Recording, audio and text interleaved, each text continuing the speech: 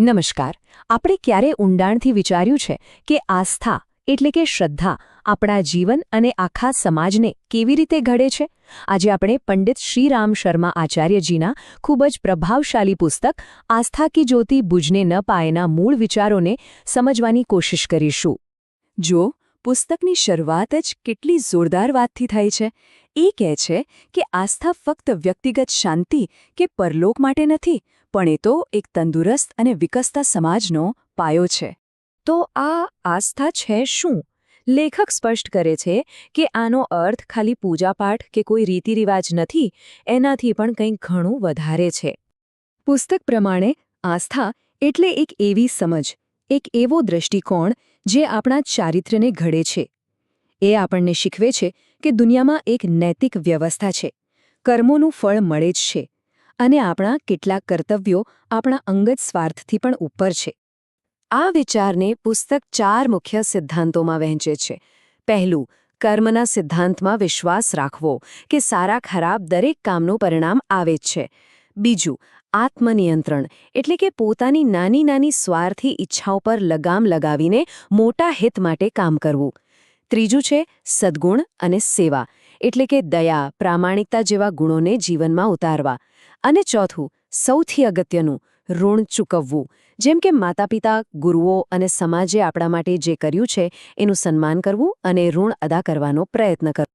પણ અહીં લેખક એક બહુ મોટી ચેતવણી પણ આપે છે. કહે છે કે આસ્થાનો આ પાયો જેટલો મજબૂત છે એટલો જ નાજુક પણ છે. આ વાત કેટલી સાચી છે નહીં? જે શ્રદ્ધાના વૃક્ષને ઉછેરતા પેઢીઓ નીકળી જાય, એને સ્વાર્થ અને કુટિલ તર્કની કુહાડીથી કાપતા વાર નથી લાગતી. સર્જનમાં વર્ષો લાગે, વિનાશમાં ક્ષણો. લેખક કહે છે કે તર્ક એક અંધા તીર જેવો છે. તમે એને ગમે તે દિશામાં છોડી શકો છો, સાચું ખોટું સાબિત કરવા માટે.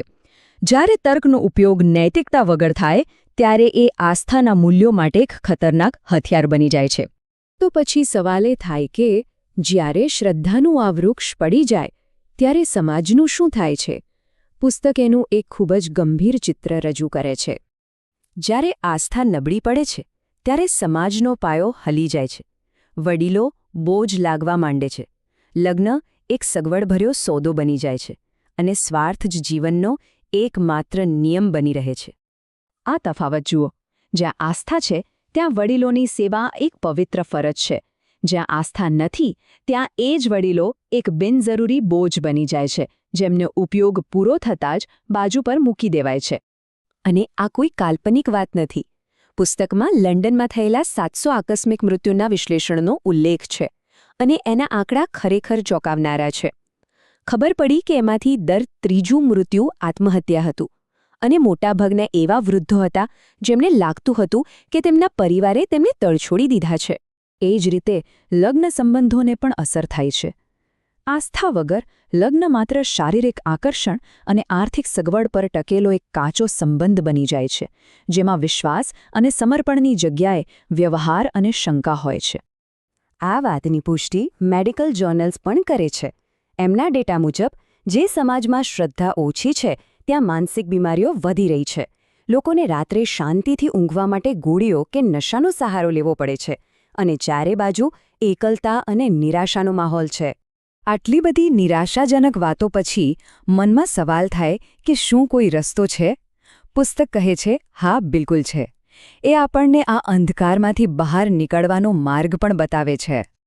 આ એક બહુ જ મોટો વળાંક છે. લોર્ડ બેવરેજ, જે એક સમયે ધર્મના મોટા ટીકાકાર હતા, એમને જ્યારે પોતાના વિચારોની સમાજ પર થતી ભયાનક અસર દેખાઈ, ત્યારે એમને ખૂબ જ પછતાવો થયો. એમને સમજાયું કે આસ્થા વગરનો માણસ ઓછો નહીં પણ વધુ ખતરનાક બની શકે છે. તો આનો ઉપાય શું? ઉપાય આસ્થા છોડવાનો નથી, પણ સાચી આસ્થાને ઓળખવાનો છે. આપણે અંધશ્રદ્ધા અને વિવેકપૂર્ણ શ્રદ્ધા વચ્ચેનો ભેદ સમજવો પડશે. અંધશ્રદ્ધા આપણને ખોટા રસ્તે લઈ જાય છે, જ્યારે વિવેકપૂર્ણ શ્રદ્ધા આપણને નૈતિક રીતે મજબૂત બનાવે છે. લેખકનો નિષ્કર્ષ એકદમ સ્પષ્ટ છે. આપણે શ્રદ્ધાને જીવંત રાખવાની છે, કારણ કે એ જ નૈતિકતાનો આધાર છે.